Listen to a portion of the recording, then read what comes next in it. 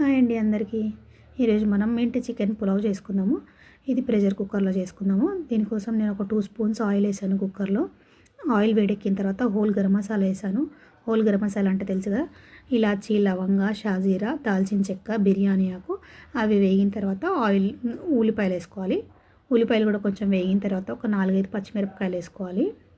అది కూడా మంచిగా వేయించిన తర్వాత ఇప్పుడు మనం పుదీనా పచ్చిమిర్చి వేసి మిక్సీలో పేస్ట్ చేసుకుందాము.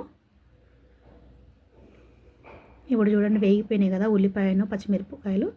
దీంట్లో మనం ఒక 2 స్పూన్లు అల్లం వెల్లుల్లి పేస్ట్ వేద్దాము. వీటిని మంచిగా కలుపుకొని కాసేపు వేగనిద్దాము. కాసేపు వేగిపోయింది కదా, దీంట్లో కొంచెం కరివేపాకు కూడా వేద్దాము.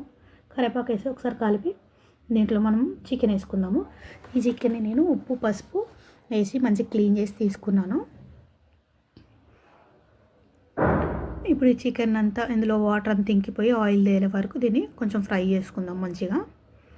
చూడండి వాటర్ అంతా పోయి ఆయిల్ కనబడుతుంది కదా.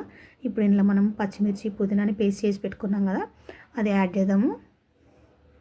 వేసి మళ్ళీ కలిపి ఇందులో పుదీనాలో వాటర్ అంతా పోయి మళ్ళీ ఆయిల్ వచ్చే వరకు మనం దీన్ని వేయించుకోవాలన్నమాట.